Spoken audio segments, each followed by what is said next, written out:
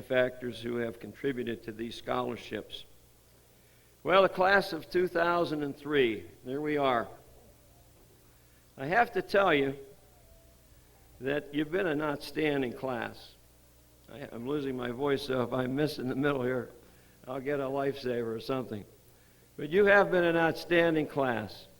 You have achieved in academics, you have achieved in athletics, you have achieved in music and drama and the arts, and you have made me proud to be your superintendent. And I invite you back anytime to visit with the Altoona Area School District, because this evening you are leaving, you are commencing, but you will always be a member of the Altoona Area School District family. Tonight we are graduating 539 students. Now, I tried to find out if this was the smallest class that we've ever graduated, and I didn't have to go back very far, because in 1995 we graduated 513 folks, so you're the second smallest since 1929, when we graduated less than 500 students. Now, in 1877, we go back that far, and Anna Wilmerdinger gave me the data, we graduated 6 students, and one of them's on the platform tonight, but I'm not going to tell you which one it is. You'll have to figure that out. 6 students in 1877. Wow, we've come a long way. Well, as we commence this evening, we have to say that the future begins for all of you tomorrow. Yesterday is history, tomorrow is mystery. Tomorrow is mystery. What's the future going to be? Yogi Berra said you've got to be very careful, because if you don't know where you're going, you're probably not going to get there. If you figure that one out, you probably deserve a diploma. Shakespeare said, if you can look into the seeds of time and see which ones might grow and which ones might not, speak then to me. So basically what Shakespeare was saying was that we cannot predict with any accuracy who is going to be successful and who is not going to be successful.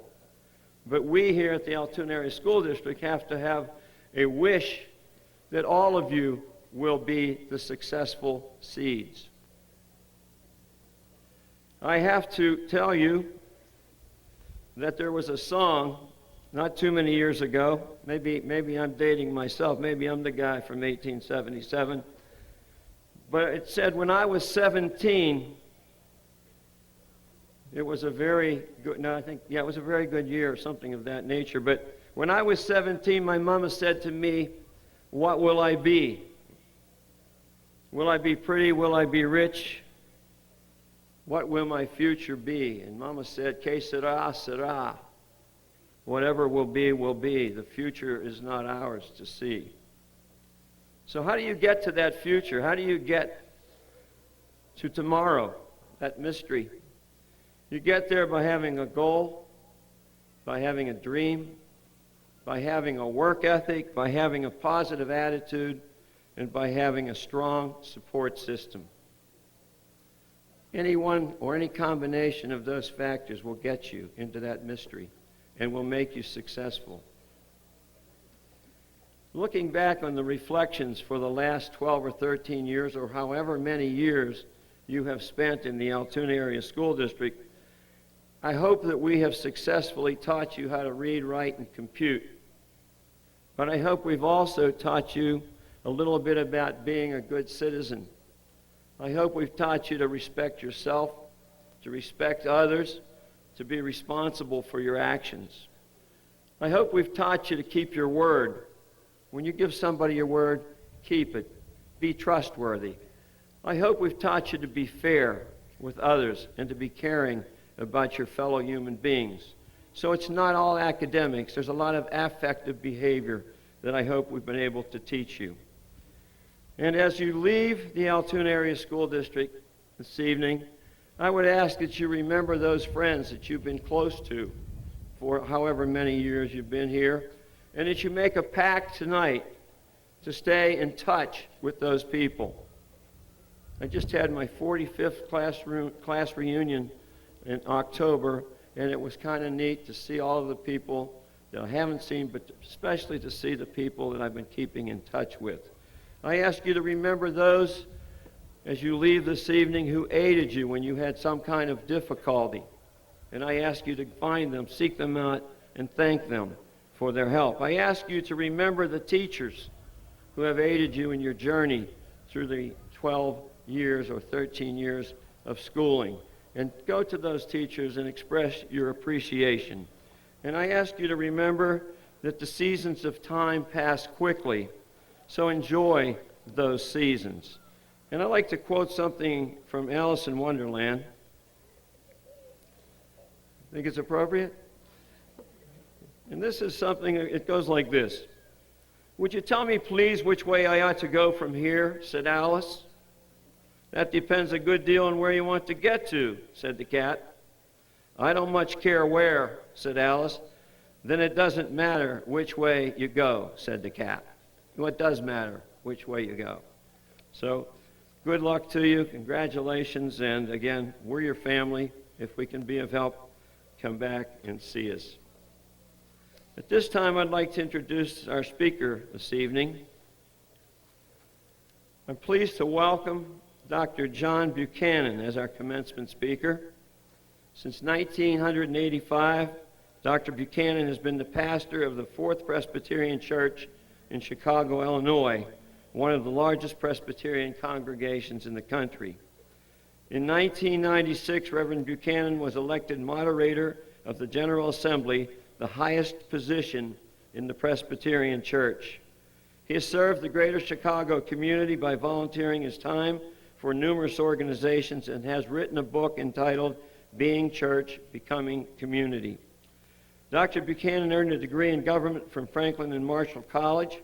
He is a graduate of the University of Chicago, a divinity school, and a Chicago Theological Seminary, and has received 10 honorary doctorates. Dr. Buchanan, a 1955 graduate of Altoona High School, and incidentally, Dr. Buchanan, there were 657 members in that graduating class. Please welcome Dr. John Buchanan.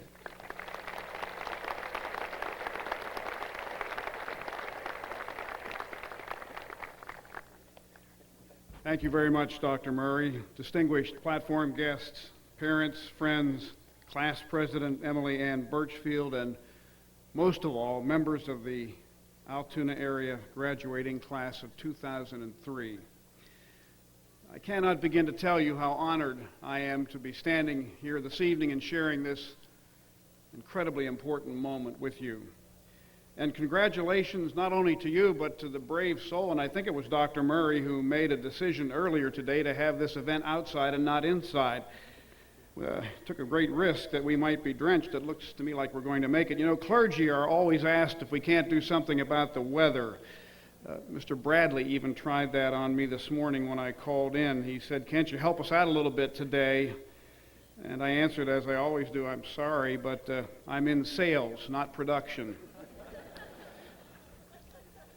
Among the most precious gifts given to me, I now know, is the gift of my home, Altoona, my family, friends, and the schools, the teachers, the administrators, the secretaries, the maintenance people, the cafeteria workers, the school board members working quietly behind the scenes. All of them I now know from the perspective of more than a few decades, unselfishly dedicated to a very dubious proposition, namely that I was worth the investment of their time and energy, their vocation.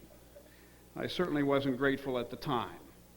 At the time, it didn't feel like a gift. It felt sometimes like a burden. Sometimes it felt like indentured servitude. On particular bad days, it felt like persecution. I expect maybe you know something about that. But now I know that the whole school establishment, from superintendent to teachers to coaches, were doing it out of something special, something beautiful, in fact. They weren't doing it for money or prestige. Money and prestige in this culture at this time come in very different packages. One of your contemporaries, LeBron James, a great high school basketball player, just signed with Nike for $90 million. That's money, that's prestige. And a wealthy, prestigious Chicagoan is in the news today, even made the Altoona Mirror this morning, Sammy Sosa. And yes, I was in my seat at Wrigley Field and saw it all happen on Tuesday night. And yes, I'm hoping that it was a mistake. Your teachers, the ones who pushed you where you didn't want to go, prodded you, nagged at you, gave you work to do which you did not want to do, called on you when you were not prepared. And how do they know that? How do they know when we're not prepared? Embarrassed you, scolded you, insulted you, did not do that because of a genetic mean streak. They did it because they cared, because they saw more in you than you could see in yourself or perhaps wanted to see in yourself. They wouldn't put it this way, but I think they're in this business of education out of something like love. So one of my biggest regrets is that it took me 40 years to discover that, and by that time it was too late to do anything about it. Too late to say thank you to John Monty or Una Small, into whose Latin classroom I ventured in fear and trembling, or Wilbur Huffman, whose approach to teaching chemistry bordered on intimidation, or Paul Adams, the track and cross-country coach, whose motivational method was primarily insult and fear, but who taught at the same time the beauty of giving, how to reach deep down inside and give something of yourself to something bigger than your own puny little self. Your teammates, your own pride. So tonight I want to say a belated thank you to all of them and to the community,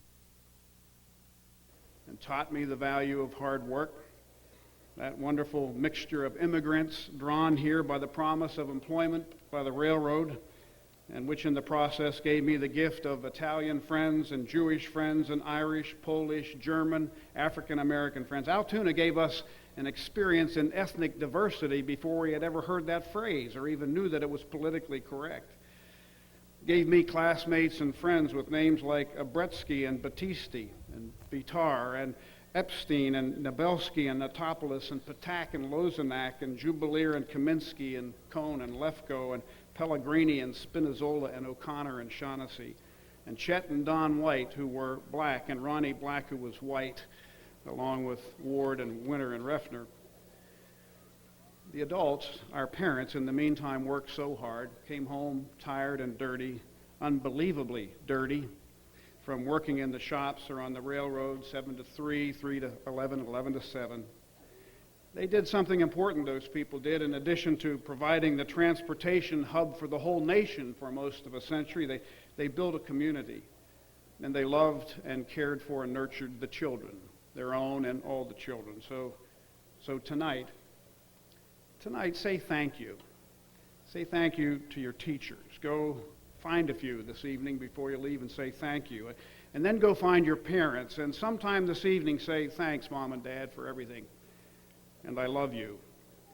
That's another thing, by the way, we don't say enough of.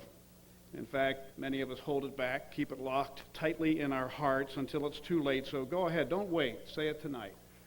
I love you. You know, somebody did a study once to see what graduates remembered from their graduation ceremonies about 10 years later. The results were pretty distressing for people like me. The speakers were very low on the list. Very few could remember who the speaker was, in fact, at their high school graduation. Almost no one remembered what he or she said. One of the best was by popular author George Plimpton, who was invited to deliver a college commencement address a few years ago. He stood up and said, I have just a few words of advice. Don't go. It's terrible out there. In a Doonesbury cartoon, 3 college graduates are sitting in their robes, blankly staring ahead. One is reading a magazine. Another is plugged into his disc player. The third looks up to the podium and asks, who's that old dude up there talking? His friend responds, I think he's the president. The questioner asks, of what? So why do we go to all this fuss? It's because it truly is an important chapter for you, a chapter ending in your life and a brand new one beginning.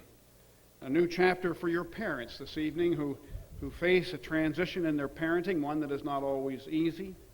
It's big for the school. They're proud of you. They're also a little relieved, frankly, not at all unhappy that that they won't have to teach this summer.